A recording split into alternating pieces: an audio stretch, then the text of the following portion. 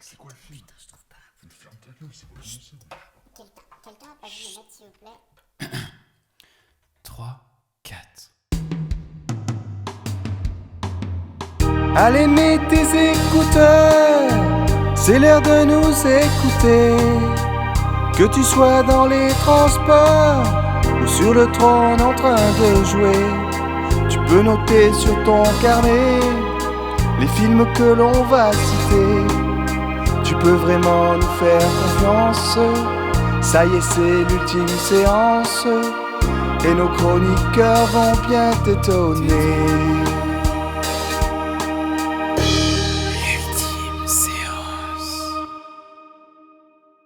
Bonjour et bienvenue dans ce 6e épisode hors série de l'Ultime Séance qui sera consacré au débrief de la cérémonie des Oscars qui se sont tenus dans la nuit du dimanche 10 au lundi 11 mars 2024. Si vous ne l'avez pas encore écouté, on vous invite à aller voir d'abord notre épisode spécial Oscar et César 2024 où on faisait nos pronostics.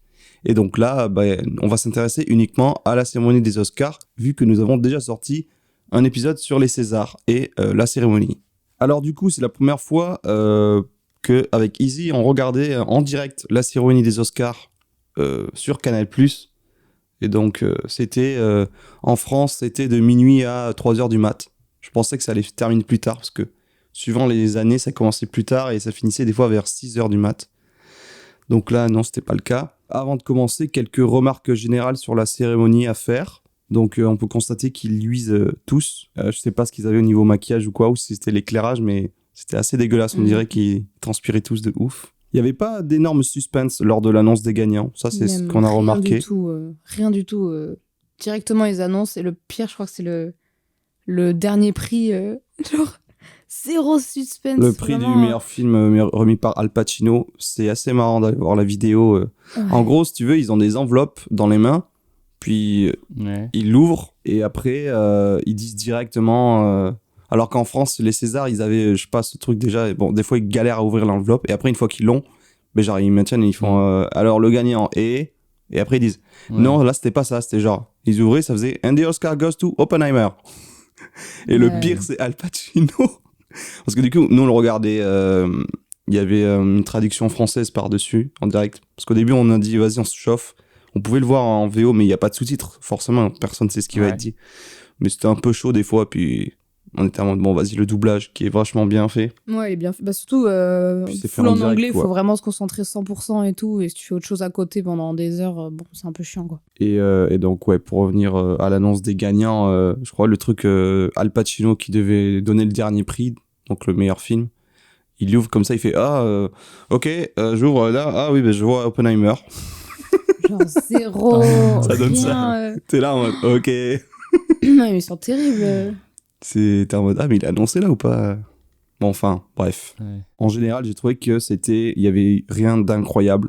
Comparé au César, j'ai préféré limite la cérémonie des Césars à celle des Oscars cette année. C'était assez calme, rien d'assez. Pas d'extravagance. Tout le monde qui collait au texte du prompteur, là aussi tu sens bien qu'ils lisent leur texte. Tu le vois en plus en fond des fois. C'était assez machinal. Par contre, une grosse différence avec la cérémonie française, trop de pubs. Trop de coupures pub. Voilà. Heureusement qu'on est en France parce que du coup, t'as pas les pubs. Mais vraiment, genre, ils remettent 2 prix, hop, une pub, 2 prix, hop, une pub, 2 prix. Enfin, vraiment, je rigole pas, c'est vraiment ça. Et heureusement, il y avait les 2 journalistes de Canal, là. C'était assez infernal, ouais. Chroniqueurs, je sais limite, pas. des fois, c'est après un prix remis, une pub, tu vois. Oui, ouais. Et c'est au moins 2-3 minutes, quoi. Enfin, même plus, des fois 3-4 minutes. C'est juste que du coup... vous aviez pas les pubs, non. Du coup. Ouais, heureusement. En fait, du coup, en France, il y a 2 envoyés spéciaux sur place, donc qui travaillent pour Canal+. Il y a souvent Didier Alouche, qui est un journaliste ciné expatrié à Los Angeles depuis près de 30 ans, qui travaille pour le compte de Canal+. Assez gentil, assez mignon, enfin, sympathique, quoi. Assez passionné, tu vois, c'est le gars, il s'y connaît.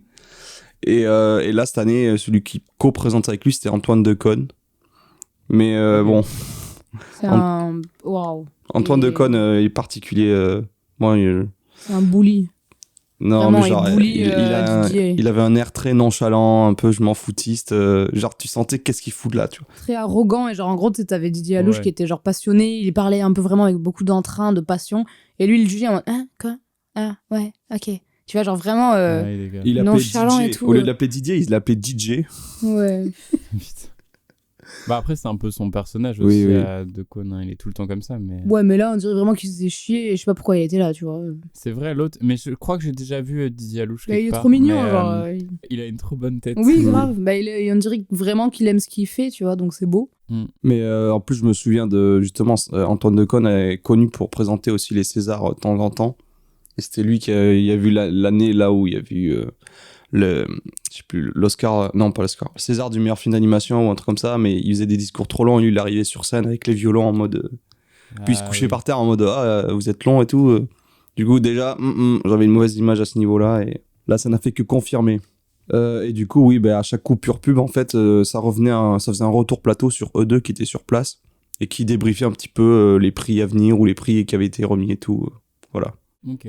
Et sinon, pour faire le bilan des prix remis, donc, sans grande surprise, il y a eu 2 films qui ont dominé la compétition. Je crois que c'était aussi eux qui avaient le plus de nominations. Et donc, en premier, on a eu Oppenheimer avec 7 récompenses, qui a reçu notamment les plus grandes et quelques prix techniques. Et ensuite, on a eu Pauvre créature, qui a eu meilleure actrice et des prix techniques aussi, plutôt sur la DA. Et Cocorico, Anatomie d'une chute, a quand même eu un Oscar. On y reviendra dessus un peu plus tard. Je vous propose qu'on entame du coup le dur du sujet et qu'on fasse un petit peu le tour de chacune de ces récompenses dans l'ordre qu'on avait établi à partir de la page Wikipédia de la 96e cérémonie des Oscars, parce que c'est pas du tout dans cet ordre-là qu'ils ont été remis.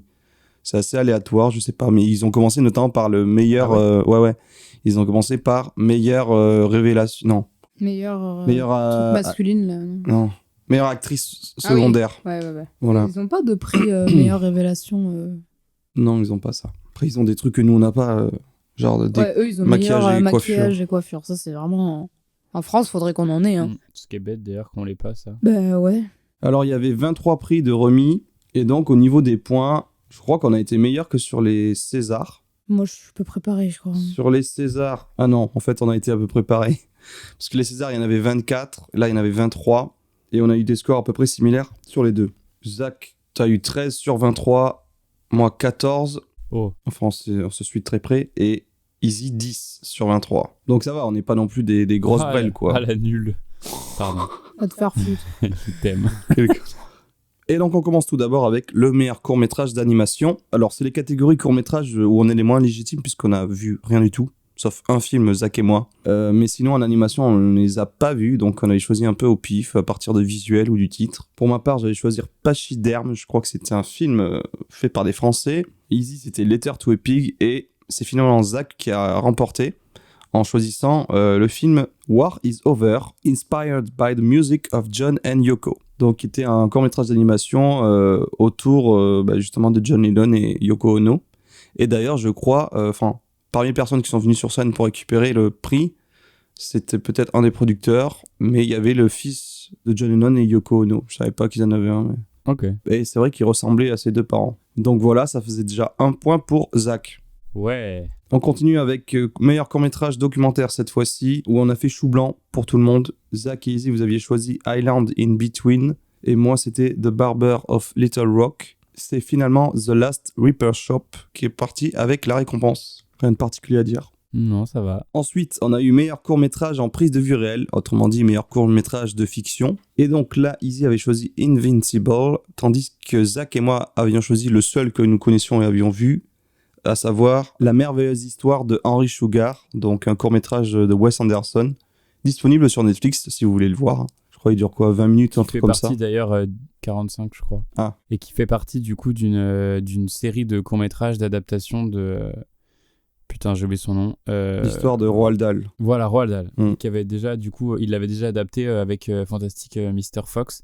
Et Roald Dahl, c'est celui qui a écrit Charlie et la chocolaterie. Eh oui, voilà. tout à fait. Pour replacer dans le contexte. Exactement. Et donc, voilà, c'est lui qui l'a eu. Bon, alors apparemment, j'ai appris que c'était le premier Oscar qu'il recevait. Donc, c'est cool pour lui, mais Ah bon oui. Ouais, vous êtes étonné. Ok, bon, c'est Ok. bien. Parce qu'en Alors- fait, moi, je trouvais ça un peu pas cool qu'il soit dans cette catégorie-là, parce que c'est quand même un gros nom et C'est le seul que les gens ont vu. court-métrage.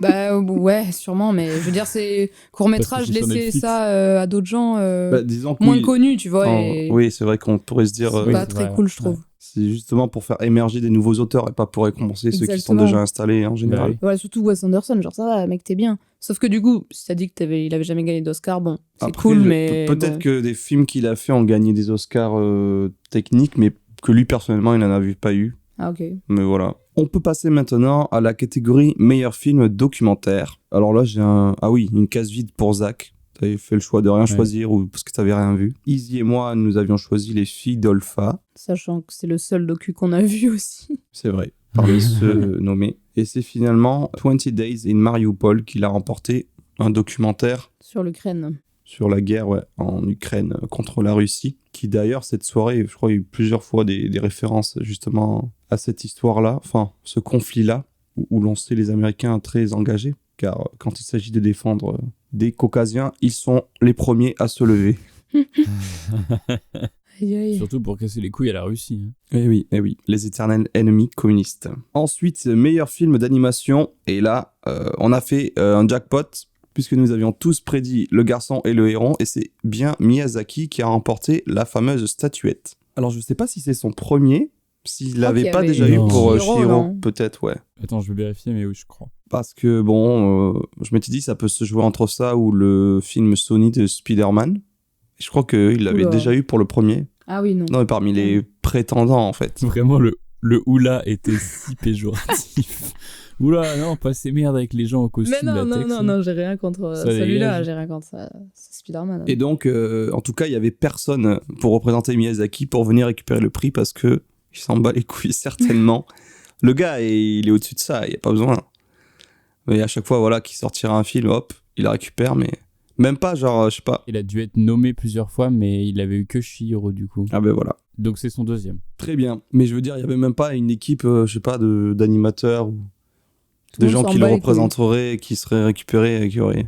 Genre, qu'il aurait fait un petit discours. Non, il n'y avait rien de tout ça. C'était juste, ils ont dit, bon, bah, il est S'en pas bat là, les couilles. on lui envoyera par FedEx. Ensuite, meilleur film international. Et là, également, un deuxième jackpot, puisque nous avions choisi Zone of Interest. Et c'est effectivement la zone d'intérêt de Jonathan Glazer qui a eu le prix mérité. Clairement. C'est un film important, voilà. Et c'est important qu'il gagne. D'ailleurs, il a fait un discours vite fait sur, lui, c'était conflit israélo-palestinien, en mettant un peu une tire à Israël. C'est marrant quand on sait que son film parle... Enfin, Des nazis. ouais. Moi, j'ai entendu dire ça, tu vois. Oui, bah... Ok. Pas du tout le même. oui, ça a rien en à fait, voir. si. En fait, Bah, si, en ça- fait, il c'est perd que les limite à gens- voir. C'est que maintenant, les nouveaux. Oui. Les juifs, c'est les nouveaux nazis ou quoi? En mode, les Palestiniens, c'est comme les Juifs à cette époque-là, tu vois. C'est ça? Ouais. Enfin, un niveau, tu vois, camp de concentration, enfin, tu parques les gens... Bref. Ensuite, meilleure musique de film. Et donc là, Zach, tu avais opté pour Poor Things, par amour pour le film certainement, mais le choix de la Non, raison... parce qu'elle est trop bien la musique. Mais le choix de la raison a fait que c'était Oppenheimer, tel que Choix de la Izzy et raison. moi l'avions choisi. Bravo Ludwig Göransson, le Viking. Non mais...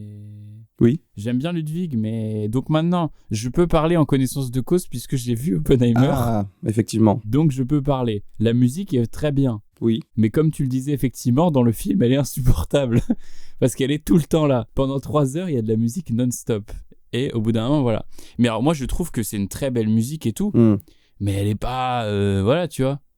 Genre, Ludwig, il a fait des trucs mieux, tu vois. Ah ouais, genre quoi? Bah, déjà, Black Panther. alors, pour Il a eu moi... un Oscar aussi pour cette Non. musique. Bah, la musique de Black Panther est cool, mais savoir. voilà. Non, moi, la musique que je kiffe de Ludwig, c'est The Mandalorian. Elle est trop bien, la musique de The Mandalorian. Hmm. C'est avec ça que je l'ai découvert et je la trouve exceptionnelle. Oui, mais cette c'est une musique. série. Ça pourrait Mais- jamais. Oui, mais Et voilà. ça va. Tu es hors sujet. Voilà. Hein. Hors sujet. Mais non, mais si, mais comment dire, même celle de Tenet, je la trouvais peut-être même plus originale, on va dire.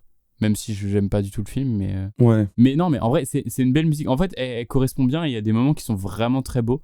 Mais c'est vrai qu'il faudrait que je la réécoute en dehors du film pour l'apprécier en tant que tel et pas comme un outil pour Nolan pour me tirer des larmes sur son histoire de bombe atomique. Effectivement. Parce que t'as l'impression c'est un peu... Bon, on reparlera d'Oppenheimer après, mais j'ai l'impression que c'est un peu un truc facile, la musique dans ce film, pour t'amener dans l'émotion, tu vois. On dirait qu'il sait pas faire son film sans musique pour... Enfin, je sais pas. Ouais, c'est pas ça. utile d'avoir dans chaque scène à tout prix un truc qui vienne appuyer ce qui se passe, quoi. Surtout si c'est justement pour être couvert par des dialogues ininterrompus. Limite, des fois, tu fais même plus gaffe qu'elle est là, quoi. C'est comme si c'était la musique dans des films Marvel en mode nappe sonore, tu vois, qui viennent appuyer. Ouais, c'est ça. Dans tous les films d'action, c'est le cliché, tu vois, genre... Tu sais pas quoi faire. Surtout les Américains, ils aiment bien faire ça, quoi. Appuyer à tout prix ce qui se passe par les musiques d'orchestre. Mais non, en fait. Ouais. C'était une très belle musique, mais je trouve que celle de Poor Things est tellement mieux utilisée dans le film. Puis elle est originale, elle est vraiment importante dans le film. Ouais, quoi. voilà. Elle est très particulière, c'est plein d'instruments bizarres. Bah justement, comme, bon, je reviens à ça, mais il y avait une vidéo qui expliquait une sorte de making-of de la musique de The Mandalorian, justement, où tu voyais Ludwig avec des instruments chelous de toute origine, essayer de créer des ambiances et des trucs un peu nouveaux. Et j'ai l'impression qu'il y a eu ça pour Poor Things et que Oppenheimer, c'est plus classique. Mais en vrai, ça va. Je peux comprendre parce que c'est quand même une belle musique. On continue donc toujours niveau musique, mais cette fois-ci avec la meilleure chanson originale. Donc je sais plus exactement les nommer, mais je sais qu'il y avait notamment 2 musiques de Barbie. I'm Just Ken, interprété par Ryan Gosling, et What Was I Made For de Billie Eilish.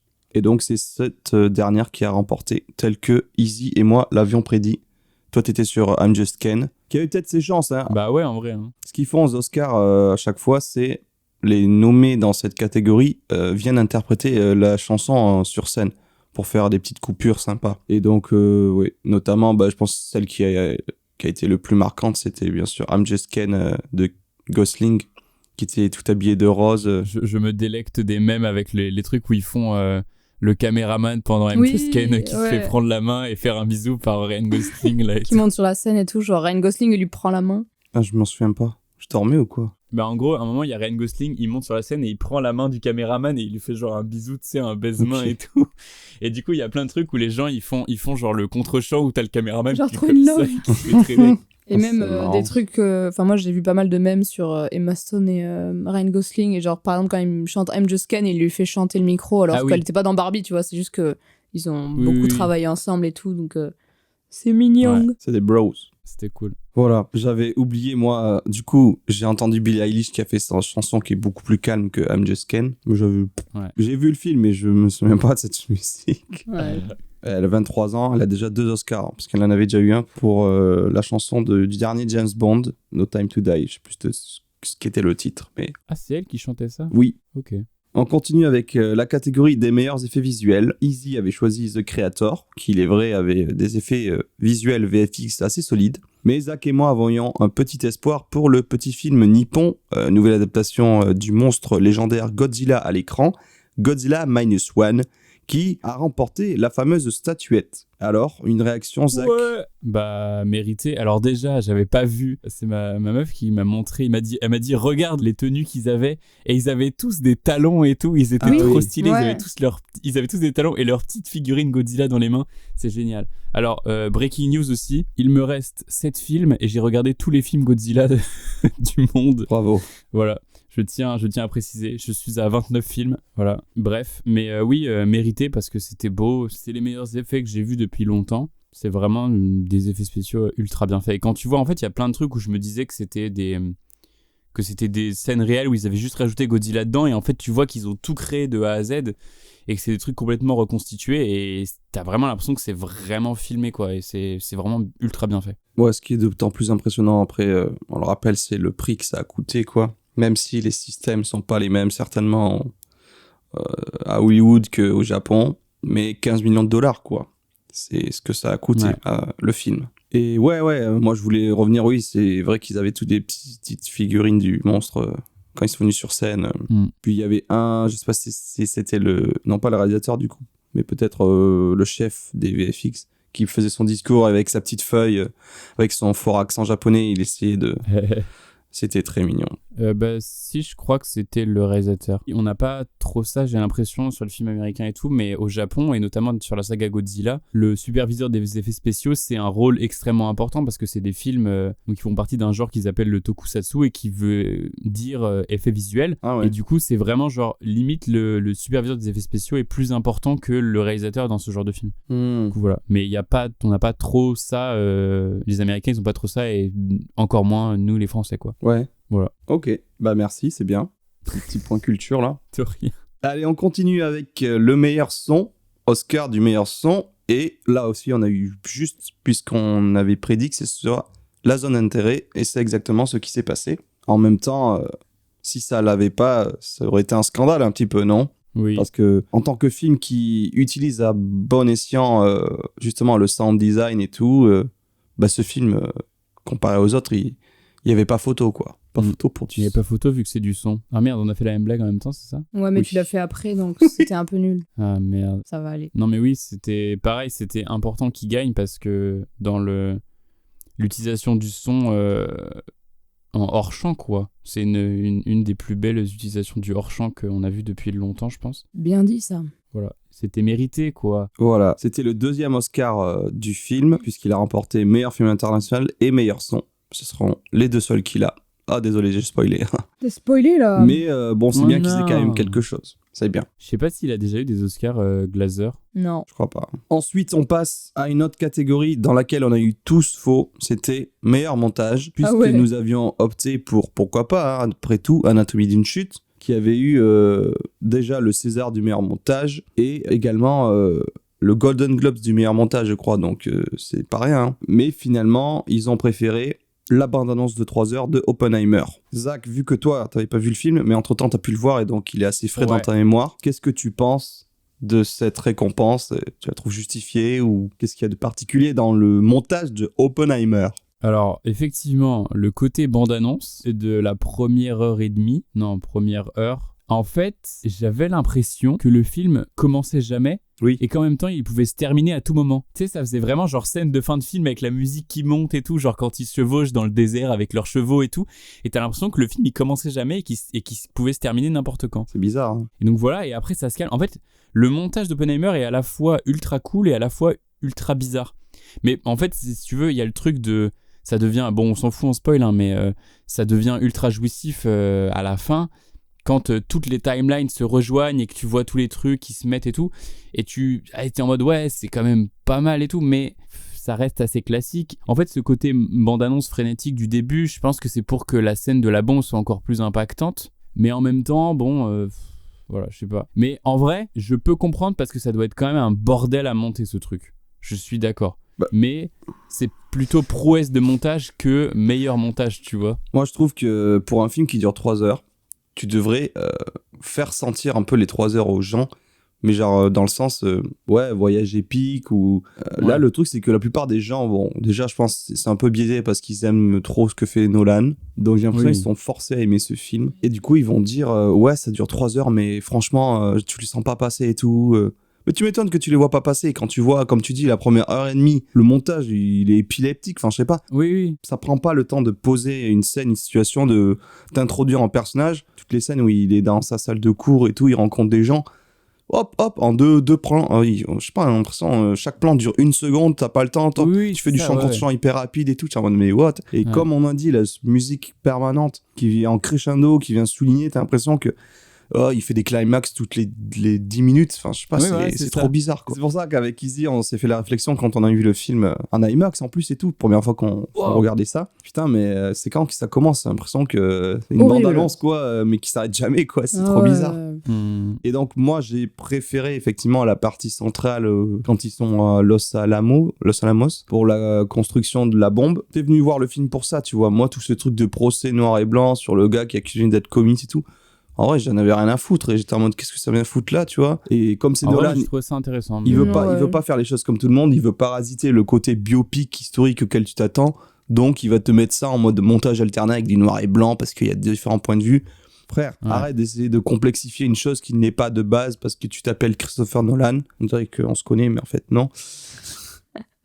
Mais du coup, ouais, même j'ai trouvé l'explosion de la bombe assez décevant en fait. Genre, il s'attarde pas assez dessus ou quoi. Regardez plutôt l'épisode 8 de la saison 3 de Twin Peaks, vous serez beaucoup plus Oh, étonné putain, j'avais pas fait le d'une parallèle. création.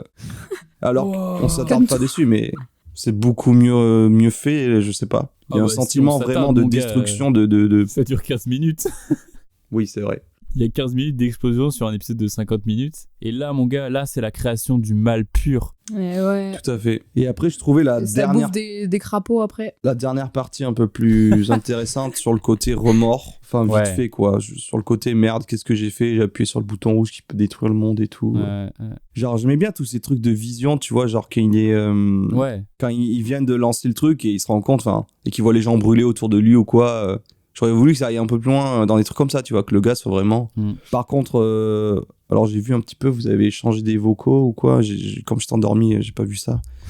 Mais vous avez parlé de Florence Pugh dans le film, pour moi, elle Ouais, est j'ai vraiment... juste Mais moi, demandé j'aime bien. quel était. Non, t'es Moi, sérieux. Mais moi, j'aime bien. Hein. Et le rôle de la meuf là, de l'autre, Non, mais par femme. contre, les meufs, elles ont des rôles de merde. L'autre, c'est juste une hystérique alcoolique et tout. C'est n'importe quoi, tu vois. Et l'autre, c'est juste une communiste nymphomane ou Ouais. je sais pas quoi. Bah, tu c'est vois. pas... Mais en vrai, c'est la scène. Moi, je trouve ça plutôt pas mal. Tu vois, genre, Quelle scène? bah, la scène où. Où ils sont où au procès Ken et est elle genre, baisse sur lui, là? Ouais. C'est ridicule, Mais parce mec. que- J'ai Mais trouvé si, ça moi, j'ai nul trouvé à ça chier. bien. Parce que c'est l'autre qui s'imagine les trucs, tu vois, quand Oui, elle parle d'accord, de mais la relation. pourquoi à parce chaque qu'elle fois est que super jeune. Florence Pugh est à l'écran, il faut qu'elle soit à poil, quoi? Non, c'est faux ça. C'est Elle est pas vrai qu'elle toujours est non tout le temps à plus, poil. Et Mais c'est- Je sais sais pas, pas. C'est ils sont, pour ils sont mal l'écriture. écrits. Ils sont mal écrits, les personnages féminins, tu t'attaches pas à eux ou tu t'attaches pas à l'histoire qu'ils ont avec Oppenheimer. Après, lui-même, il est écrit comme ça, dans le sens, c'est un scientifique hyper froid. T'as l'impression qu'il a Oui, pas de clairement. sentiments ou quoi, tu vois, il est complètement détaché, je sais pas. Mais ouais, Nolan qui a jamais fait une seule scène d'intimité dans ses films, il a jamais eu une nudité, et là, je sais pas, il se lâche. Ouais, je sais pas. Ça m'a pas gêné plus que ça. Mais après, c'est vrai que globalement, c'est quand même un film super masculin, tu vois. Mais en même temps, bon, ça concorde aussi avec le truc de l'époque, quoi. C'était Mais, comme ça avant. Hein. C'est ça. Mais bon. En fait, si tu veux, moi, Oppenheimer, je l'ai regardé. En fait, après, il y a le truc aussi, c'est que je m'attendais vraiment à détester à mort et à trouver que Ouais, c'était on en a de la peut-être merde. trop tu vois. parlé. Hein. C'est ça. Et en fait, moi, j'ai passé un bon moment, tu vois. L'histoire m'a intéressé, je trouvais ça bien rythmé et tout. Les 3 heures passaient plutôt bien. Et toute la... Ouais, moi, j'ai bien aimé toute la fin où toutes les timelines se rejoignent. Et la toute fin, là, avec le fameux mystère de qu'est-ce qu'il a dit à Einstein, ça, je trouve, ça m'a foutu des frissons, tu vois, à la fin. Mais en fait, c'est un film qui est facile, en fait, je trouve. C'est un truc qui est fait exprès pour te foutre de l'émotion. C'est vraiment c'est de l'américain. Bon, avec le talent entre guillemets de Nolan pour la mise en scène et pour le rythme et tout, et les constructions alambiquées à la con. Et après, je dois bien lui reconnaître son désir que je partage de faire tout en réel et pas d'effets numériques. Ça, je trouve ça plutôt cool. Mais lui, ça vient plutôt d'une... J'ai l'impression que cette démarche chez lui, elle est un peu mauvaise, tu vois, ouais. Pour moi, c'est vraiment qui est la plus grosse, tu vois. Genre, Ouais. Tu vois, c'est pas la démarche d'artisanat et de plasticien qu'a Mandico, tu vois, où il veut tout faire en vrai parce que voilà. Mais lui, c'est l'impression, ouais, vraiment, j'aurais juste. C'est pour que les gens disent que ces films, c'est des prouesses techniques, alors que bah, c'est assez classique au final. Il y a rien d'impressionnant au niveau réel, là. puis Qu'est-ce même, qu'il a fait de réel qui est IMAX et impressionnant? tout, mec, c'est des. Ok, Non, mais peut-être la scène d'explosion, mais c'est tout. Les illustrations de Mais c'est nul, phénomènes ça. physiques, là. Super. Mais Film moi, de j'ai bien taches aimé. de peinture, waouh. C'est des trucs, Ouais, bon. Oui, on s'en bat les couilles, mais c'est juste, j'aime bien le principe de ne pas utiliser d'effets numériques, c'est tout. Mais chez lui, Mais c'est un faux, peu. en Je trouve plus. que c'est Il ment quand il dit ça, il en utilise. Ah, mais je suis sûr qu'il ment. Moi, mais voilà. j'ai vu les making-of de Batman The Dark Knight Rises. Certes, il y a Ouais. du vrai, mais genre, il y a toute la scène, par exemple, d'explosion du stade où le sol s'effondre sous les pas des joueurs qui courent et tout. Bah, forcément, tu peux pas faire ça en vrai, quoi. Donc, t'as des ordis, Bah t'as oui, le bien numérique à fond, là. Pareil, là, au début, la scène de l'avion, le mec qui s'échappe. Bah, ok, ils ont filmé une partie d'un vrai avion ou des maquettes et tout, mais par-dessus, il y a des VFX qui viennent s'ajouter. Et c'est pareil, Inception, tu peux pas se faire retourner la ville sur elle-même en effet pratique, tu Bah, vois, voilà, c'est pareil. c'est ça. Genre dans Inception, ça Tout à doit être fait. blindé de numérique. Bah, bien sûr. Même si Joseph Gordon-Levitt lévite dans... Oh, c'est dur à dire ça. Joseph Gordon-Levitt dans un couloir Oui. et que ce soit vrai parce qu'il est Bah, dans un bien couloir sûr. qui bouge. Mais voilà quoi. Mais oui, c'est ça. En fait, j'ai l'impression que chez lui, ça se transforme, c'est juste un truc de plus pour nourrir son ego surdimensionné, tu vois. Genre, ouais, j'ai fait la plus grande pellicule à l'IMAX du monde pour mon film de 3 heures, tu vois. En fait, c'est ça, mais le film en lui-même, moi, je l'ai trouvé Moi, bien, ce qui tu vois. m'a énervé, Mais, c'est l'aspect procès. Enfin, moi, ça m'intéresse pas de voir des gens parler dans des bureaux et tout. Je veux que... Bah, moi non C'est pour ça que plus, je préfère ces autres d'habitude, films mais où il y je a sais de pas. l'action, tu vois, quand même, il y a des trucs, c'est tout. Je sais pas, moi, en vrai, j'ai bien aimé, moi. Sans mentir, j'ai vraiment passé un bon moment, mais sauf que, tu vois, là, hier soir, j'ai regardé, rien à voir, mais j'ai regardé Ghost Dog de Jim Jarmusch. Bah, ça me marque encore ce matin, alors qu'Oppenheimer, je l'ai déjà oublié, tu vois. C'est un produit McDo, quoi. McDo de luxe, Mais mais... c'est ça, pour moi, c'est des trucs hollywoodiens, tu vois. Bon, Et aussi, je voulais ajouter, du coup, c'est la monteuse, Jennifer Lame, qui a récupéré le prix. Et du coup, j'étais même pas trop contente que ce prix-là, que ce film-là gagne ce prix, mais en ayant vu la monteuse et tout, elle est trop adorable, franchement, elle est super sympa, elle a l'air, je sais pas, elle montrait vraiment sa joie de d'avoir récupéré ce prix et tout, donc big up à elle. Oh putain! son nom, c'est Jennifer C'est Lame. Elle a monté Hérédité, oui. Mais oui, c'est ce que je viens de voir. Incroyable. Et Tenet aussi. Merde. Mais ok, mais qu'on la Et on est récompense pour monteur, en Hérédité fait. et pas pour Oppenheimer. Parce Mais que oui, mais Jennifer on est- Lame, Lame, ça veut dire nul en anglais. Qu'est-ce les couilles. Bon, vas-y, enchaîne, Boris. Alors ensuite, une autre catégorie dans laquelle on a vu faux également, puisqu'on avait choisi Poor Things pour meilleure photographie. Et c'est encore Oppenheimer qui l'a remporté. Là, par contre, là, j'en ai rien à Foutage de foutre. gueule. C'est du vol. Ouais. C'est du vol à l'état pur. La photo d'Oppenheimer, elle a rien d'exceptionnel. Merci. Elle est classique as fuck. Après, si on veut faire comme avec Jennifer Lame et dire ah, ok, machin a travaillé sur des bons films, faut savoir que Hoyt van Hoytema, il était aussi directeur photo pour Nope de Jordan Peele. Ouais, mais même la photo de Nope, elle m'a pas marqué, tu vois. Je crois qu'il était aussi sur Sicario, Ah si, par contre, il a fait Her. Ok, j'ai rien dit. Her de Spike Her, Jonze. c'était beau. Voilà, il a fait des... C'est pas n'importe qui. Oui, mais ce film, désolé, il y a Pauvre créature à côté, excusez-moi, non. Ouais. Donc Hoyt van Hoytema, c'est le chef-op titré de Nolan depuis Interstellar. Ensemble, ils ont fait aussi Dunkirk, Tenet et donc ce film, Oppenheimer. Mais c'est vrai que, en fait, j'ai l'impression qu'il y a vraiment une colorimétrie, un étalonnage très nolanien, en fait, entre chacun de C'est ces jaune. films. Quoi? Oppenheimer, c'est jaune. Ouais, tu trouves? Moi, Florence Pugh, elle est jaune. Oui, oui. Ou non. alors c'est peut-être la compression du fichier que j'ai téléchargé qui pue la merde, non, je sais non, pas. quand ils sont en intérieur, des scènes éclairées un peu qui fait nuit, oui, Ouais. leur peau ressort jaune-orangé. Mais sinon... On dirait qu'on est dans un film de Jeunet. Ouais, pas à ce point. Non, mais sur l'ensemble du film, souvent, c'est plutôt... ouais, c'est assez neutre, quoi. C'est assez grisâtre. Ouais. C'est... Voilà. Après, c'est pas que c'est moche, hein, mais c'est classique, quoi. Et ouais. Mais c'est pas grave, on peut se consoler parce que par la suite, pour les 3 prochains prix, ils ont tous été remportés par Pauvre créature. À savoir, meilleur maquillage et coiffure, meilleur costume et meilleur décor et direction artistique. Et donc, tous les deux, vous aviez raison puisque vous avez mis ça. Et moi, j'ai essayé de... Comment dire De sortir du lot. Faire le mec original, quoi. J'essaie d'inclure un peu plus de monde en me disant ah peut-être pour maquillage et coiffure il y aurait Maestro puisqu'il y a eu un gros travail de maquillage sur Bradley Cooper notamment pour se glisser dans la peau du chef d'orchestre et compositeur Leonard Bernstein, mais non. Meilleur costume, je me suis dit quand même Pauvre créature, donc là j'ai eu raison comme vous. Et pareil pour meilleur décor et direction artistique, je voulais Pauvre créature, mais au dernier moment j'ai changé d'avis, je me suis dit j'ai entendu dire des trucs sur Barbie, même si j'ai pas trop aimé Barbie, mais oui, ouais. Je les trouve pas très beaux les décors, mais c'est vrai que dans le truc de stylé. Barbie Land, ça fait quand même, voilà, ce truc très plastique et tout. Eh ben non, du coup j'ai eu tort de changer. Mais je suis content que Pauvre créature ait eu ces 3 prix-là. C'était pas... alors après là, moi je les ai dans le Excel, c'est d'affilée, mais je crois pas que c'était remis d'affilée les trucs. Hein. Non. C'était que dans le désordre à chaque fois, je crois. D'ailleurs, pour le truc meilleur costume, je sais pas si t'avais vu, Zach, mais John Cena qui a récompensé le prix à poil. Ah, il était à Enfin, on poil, là. voyait pas, mais en vrai, je crois qu'il avait un cache-sexe, mais genre, il avait l'enveloppe là où il y avait ses parties génitales, quoi.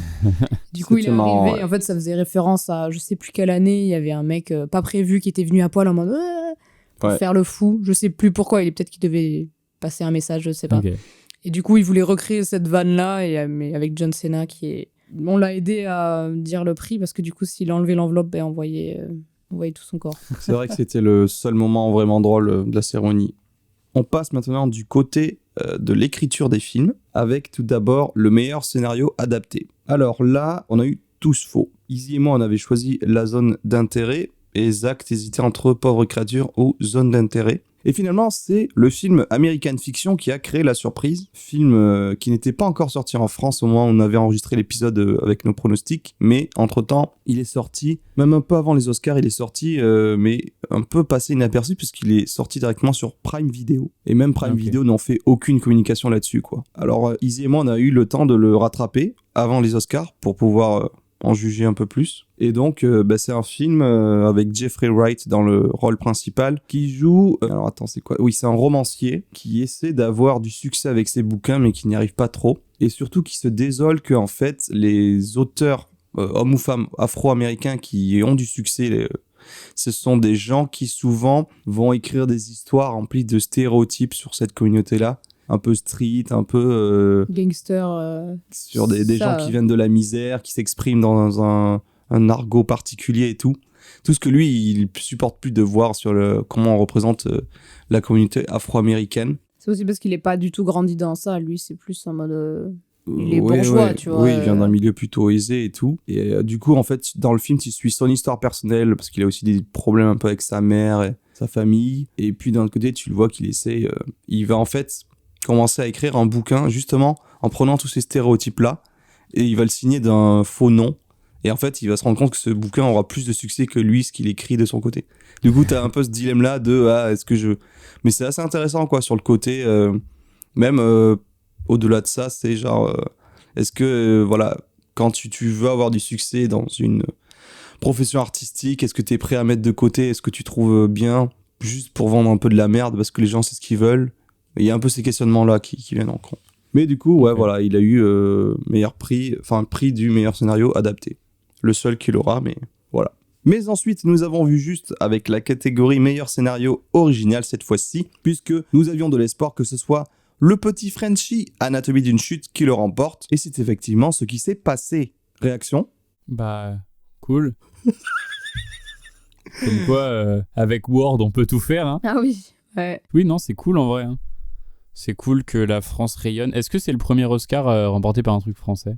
Non. Ok. Mais bref, en tout cas, c'est cool parce que voilà, il le mérite, il représente, voilà. Après, je trouve qu'on en fait toujours beaucoup, mais c'est cool. Il a remporté notamment face à Pauvre créature ou Oppenheimer. Ah non, pas Pauvre créature, mais Oppenheimer. Oui, bah ça, c'est pas grave, y a pas de souci. Ah non, même pas. Oppenheimer, c'est adapté aussi. Il y a rien d'original chez les Américains.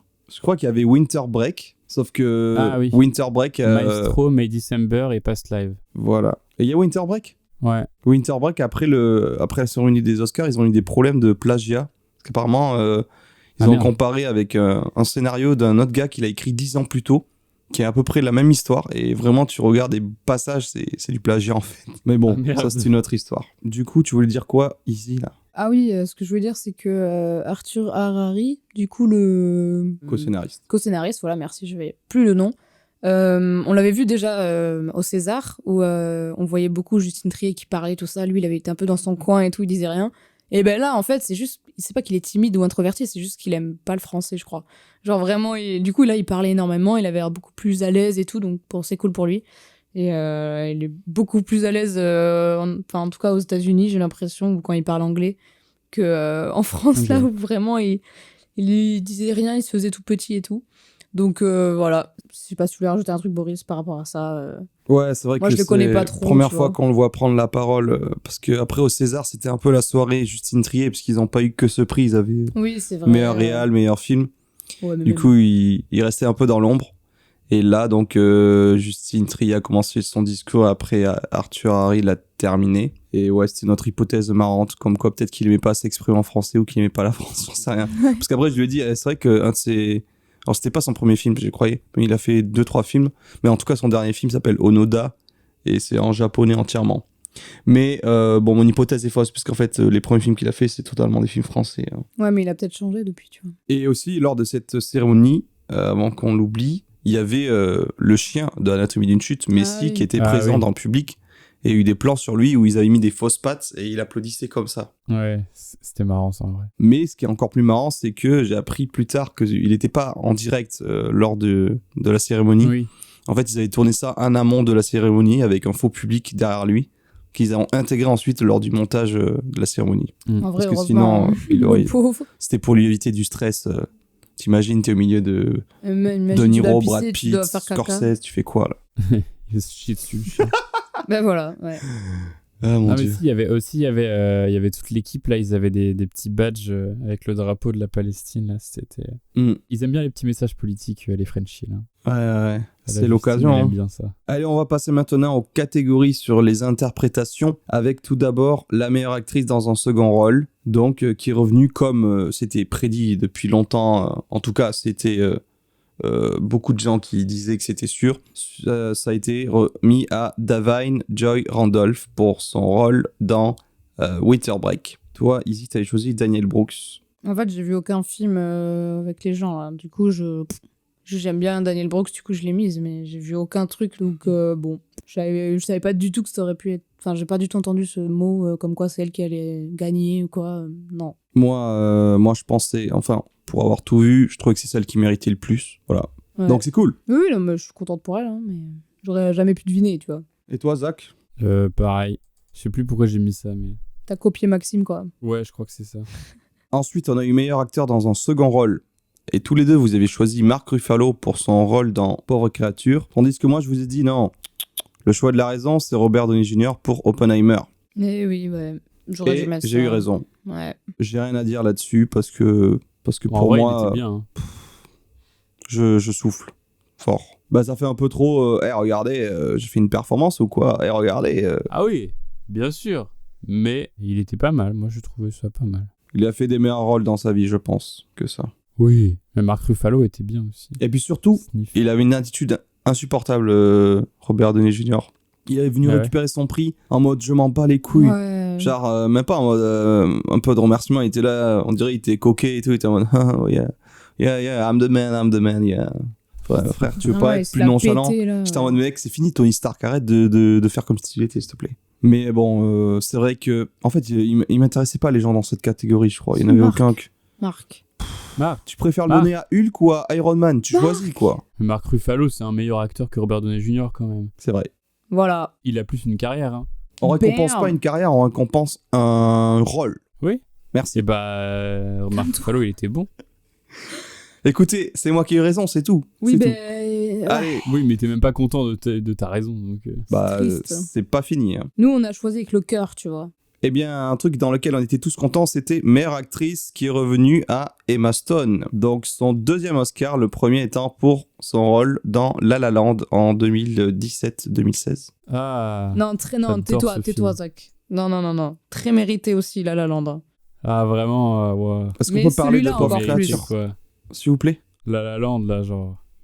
Le film où elle chante et tout. Et donc, elle prend le contre-pied dans Pauvre créature en étant une enfant qui montre ses seins tout le temps et qui se fait baiser dans tous les quatre Voilà, c'est coins. ça qu'on veut, moi. On sait ce qu'il faut faire pour réussir, du coup. Voilà. Oh, tais-toi. On est vraiment horrible, putain. Ouais. Je Mais non, cautionne mais elle pas. le mérite 100%. Ouais, let's go, girl. C'est une performance d'acteur de zinzin. Puis c'est pas genre, c'est pas, tu vois ce qu'on dit, les performances à Oscar où tu fais ta perf et tu prends juste pour ta statuette, tu vois. Oui. Emma Stone, elle est productrice du film. Je crois que limite, elle a coécrit avec Lanthimos, si je dis pas de conneries. Enfin, ouais, elle a dû Ah ouais. participer à des Ouais. trucs. En fait, ce projet, il est depuis la fin de La Favorite et tout, tu vois. Hmm. C'est vraiment un projet qui est ultra réfléchi. Elle porte le projet. Et puis, enfin, juste la performance, quoi. Elle est exceptionnelle. Eh bien d'ailleurs, on pourra peut-être les retrouver tous les deux cette année, directement, je crois au mois de juin 2024, peut-être, est prévue la sortie de Kinds of Kindness, dur à dire, le nouveau film de Lanthimos, qui sera un film à sketch, et notamment il y aura Emma Stone dedans. Ok. Et bah, à voir ce que ça donne. Donc on aura 2 films de Lanthimos en une année. C'est fou ça. Wouhou. Et ça, je suis joie. Ça devient le nouveau Dupieux ou quoi? Oh, ça va, oui. On enchaîne avec le prix du meilleur acteur. Alors là, on avait choisi 3 personnes différentes. Zach a fait le choix de la raison, Cillian Murphy. Izzy, Bradley Ouais. Cooper, le choix de la déraison. Je ne sais pas pourquoi. C'est qui a Mais mis c'est ça, Bradley ça marque Cooper pour son nez. Pour son nez, je voulais pas le donner à Cillian Murphy. Les autres, je l'avais pas vu. Du coup, j'ai donné à lui. Et moi, j'avais choisi Paul Giamatti parce que je l'avais beaucoup aimé dans Winter Break. Et donc, je m'étais dit, pourquoi pas? Pourquoi pas? Donnons une chance aux gens pas trop connus. Mais non, je déconne, il est vieux. Et donc, c'est finalement Cillian Murphy qui a remporté le prix du meilleur acteur. Youpi ou quoi? Ouais. Avec sa tête de fourmi, là. Bon, toi, Zach, vu que tu l'as choisi, est-ce que Oui. Qu'est-ce que tu en penses? Il méritait Bah, En vrai, il est BG, tu vois, un peu. Oh. Genre, mais en termes de perf, je trouve pas que la perf soit exceptionnelle non plus, tu vois. Très bien. Il a fait le taf, quoi. Il a fait Voilà. le taf. Alors, il faut savoir que chez Nolan, c'était plutôt un second rôle. Il est avec lui depuis Batman Begins en 2005, où il faisait le méchant, là, l'épouvantail, je sais plus. Non, épouvantail, Et, c'est Harry Potter. C'est l'épouvantail. Et après, on le retrouvait dans Inception, pareil, en second rôle, face à DiCaprio. Tu sais, il fait le gars qu'ils doivent lui faire l'inception dans le cerveau. Oui, c'est à la ça, fin, ils là, vont dans sa tête à lui. pour qu'il se réconcilie avec son père et tout. Voilà, c'est ça. Toute la fin du film, dernier acte, ça se passe dans Je sa m'en tête, rappelle quoi. plus, mais... Bah, ils sont dans un avion pendant 12 heures, là, et du coup, ils l'endorment et ils vont dans sa tête, et c'est là qu'il y a tous les niveaux et tout. Et du coup, c'est lui. Je me rappelle plus. Et après, on le retrouve encore un peu dans le même rôle dans un des Batman, je sais plus exactement lequel. Je sais pas si Dans on le le voit dernier, dans je crois. Interstellar, non. Dunkerque, on le voit pas. Voilà, après, sinon, il a tourné avec Danny Boyle, pas mal. 28 jours plus tard, Oui. Sunshine. Bah, tu vois, pour moi ça, 28 jours plus tard, ça aurait pu être un rôle à gagner un Oscar pour lui. Je Hmm. trouve que sa perf est 10 fois mieux dans 28 jours plus tard que dans Oppenheimer. Après, moi, je dis toujours que sa perf que je préfère, c'est dans Peaky Blinders. Même si, encore une fois, tu vois, c'est comme toi tout à l'heure, c'est une série, c'est pas un film. Mais Ouais. disons que quand j'ai commencé à regarder Peaky Blinders, je me suis dit, moi, je connaissais l'acteur, mais pareil, plus en mode second rôle que vraie tête d'affiche. Et je Ouais. me disais, enfin, je sais pas, je le trouvais assez freluqué ou pas assez impressionnant pour porter une série sur ses épaules, être un peu charismatique, tu vois. Ouais. Et finalement, il m'a fait changer d'avis, quoi. Et voilà, j'ai trouvé que c'était vraiment bien, ça lui collait bien à la peau et tout. Donc là, Oppenheimer, bon, oui. Bon, après, je suis content qu'il gagne un prix pour ce rôle-là, quoi. Ouais, voilà, c'est surtout ça aussi, mais... Mais oui, effectivement, parmi les performances qu'il y avait, peut-être pas celle qui m'aurait le plus marqué. Allez, l'avant-dernière récompense, c'est la meilleure réalisation. Et donc, il y avait du lourd hein, dans le programme. Quelqu'un peut me rappeler les nommés? Alors, il y avait donc Nolan, Trier, Scorsese, Lanthimos et Glazer. Ah ouais, quand même. Hein. Ah ouais. Vous deux, vous aviez choisi Jonathan Glazer Oui. Ouais. et moi, Christopher Nolan. Parce que pareil, c'était... voilà quoi, le Nolan en plus 12, ils étaient dans une lancée là, meilleur second rôle, meilleur acteur, meilleur mais montage. Stop. Du coup je me suis dit, meilleur film, ça va être lui, et meilleur réel aussi. Et donc... Alors, en général, de toute façon, meilleur réel et meilleur film, c'est le même truc. ah ouais, pas toujours hein. Moi, j'ai l'impression que c'est toujours ça. Hein. Non, il y avait une année où il y avait eu, je crois, meilleur film Coda, film dont personne n'a entendu parler en France. Ah, c'est le remake de La Famille Bélier, là. Oui, c'est ça. Oula. Mais je crois ça a pas l'air que de puer c'est du eux qui ont cul. eu la meilleure réelle. Ça devait être quelqu'un d'autre, je pense. Je sais pas. Mais donc c'est Nolan, oui, qui a reçu le prix des mains de Spielberg himself. Ouais. En fait, ce qui était assez marrant, c'était que il y avait pas mal de stars dans la salle et tout, mais même des fois, il y avait des gens qui étaient là, mais tu te disais, mais attends, mais ils sont pas du tout en mode nommé et tout, qu'est-ce qu'ils foutent là? Et en fait, la plupart des gens que tu pouvais voir dans la salle, ils étaient là pour venir remettre un prix. Donc en fait, c'est que tu te disais, en fait, la plupart des gens, ils viennent pas en mode gratuitement, ils venaient juste parce qu'ils avaient un rôle dans la cérémonie, sinon ça servait à rien. Ouais. Voilà.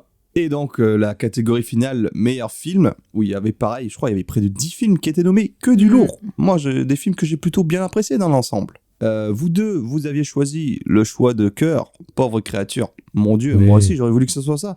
Mais C'est pas un choix de ça a cœur, été- c'est un choix de raison. Ouais, les deux pour le coup. non, calmez-vous. Mais non, mais Mais désolé, il faut Oppenheimer, que j'ai pas envie de croire que c'est.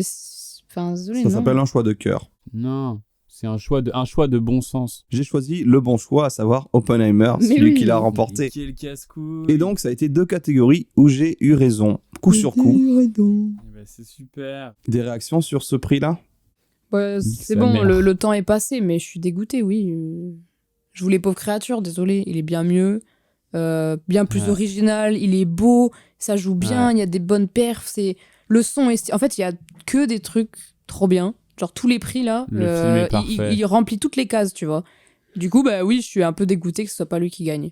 Mais le prix où je suis le plus deg, c'est meilleure photo, genre pourquoi c'est pas eux, tu vois. Ouais, ça c'est Là, du vol, par contre. encore meilleur film, ok, Oppenheimer, les gens ils kiffent Nolan, ok.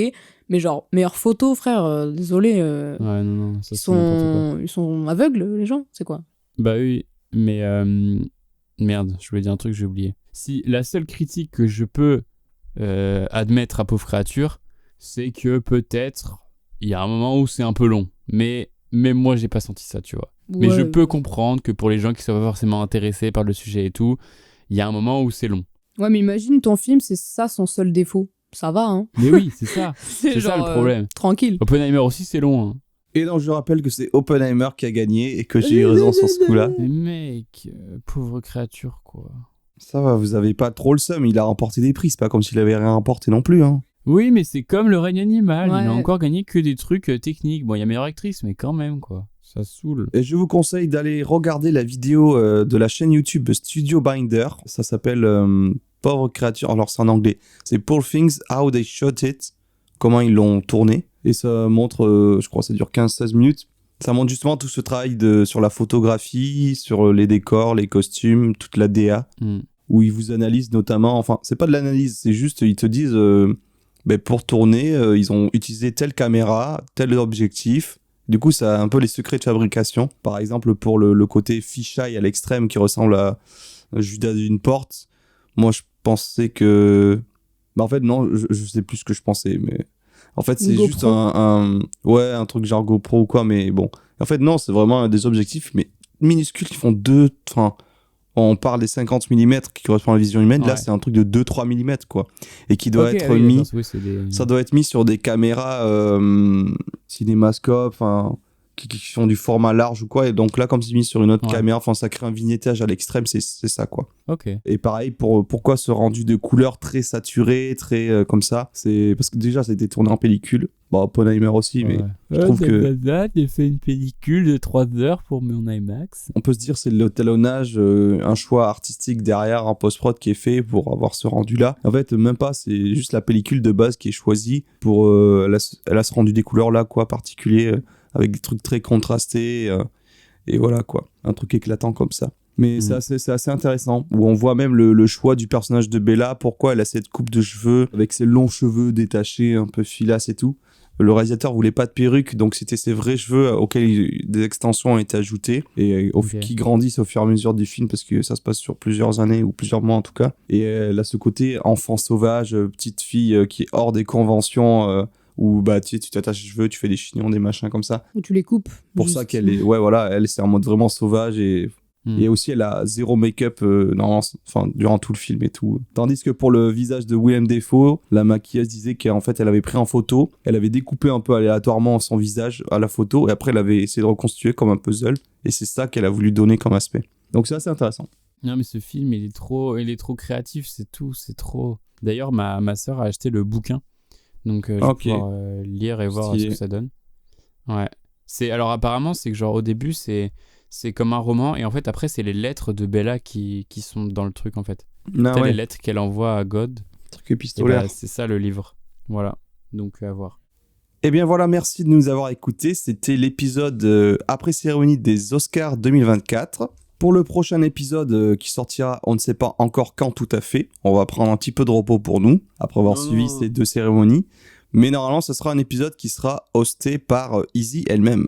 Ouais, je sais pas c'est encore. Quoi le film c'est quoi le film? En fait, j'ai plusieurs films à vous proposer, donc je verrai. On verra en off. Il n'y a pas de film encore, il n'y a pas de film. Bah si, j'ai une petite liste de oui, films. mais il n'y a pas de choix définitif. Vas-y, je suis chaud.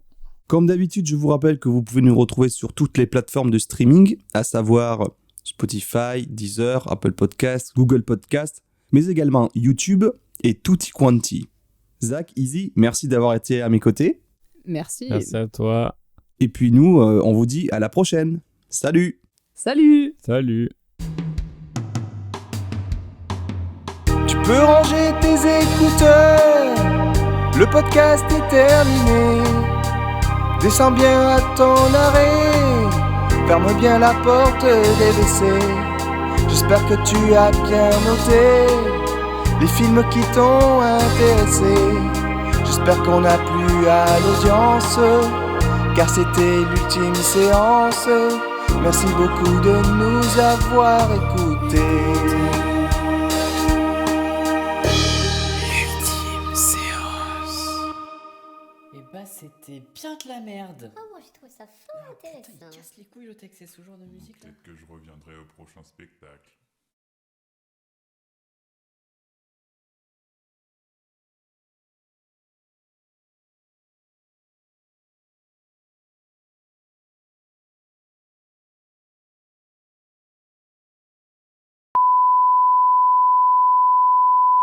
Souvent, les gens, ils commencent par bonjour. J'ai rien compris. T'inquiète. Ok. Et donc, on commence. Transition. Bizarre quand même. Google Pod. Ah oui, et les rouges. Puisque nous avons tous prédit le garçon et le rayon. Putain. Et le rayon Le rayon. Le garçon Le rayon. Le rayon. Oula, non, pas ces merdes avec les gens en costume latex, là. Les juifs, c'est les nouveaux nazis ou quoi? Oh là là là là là là là. Mais j'ai toujours pas vu, il est bien ou pas du coup? De quoi donc? Choix de la raison, mon cul, ouais. Mais voilà quoi. Voilà quoi. Voilà, quoi. Hein. Non, parce qu'elle a 2 Oscars et vous. Il a un Oscar en plastique. Ah oui, c'est vrai. Il n'y a pas de honte, hein. Ils sont trop mignons, les Japonais, c'est un truc de fou. Donc voilà, mais quand même. Oula, oula, oula. C'est mérité, oui. Laisse-le parler là. Vas-y, parle. Parle. Oui, tu veux dire quoi? Moi? Rien. Et Arthur a... Kinds of kindness. On coupe ça, c'est pas nul, c'est nul. Et donc vous, Dieu, vous... Super ça. On est content. On a faim, là. Je peux conclure? Ah, c'est ça que j'ai la dalle. Non, On va manger des burgers. Non c'est bon, on peut Oh, arrêter là? bizarre. Moi, un couscous. Maison. Pas mal. C'est bon, on peut Oui, arrêter? c'est bon, vas-y. Eh Vas-y, bien voilà. là, parle. Non mais stop. Mais il faut dire merci juste, putain. Merci. Parfait. Ok, je coupe. Je coupe. Allez, on coupe.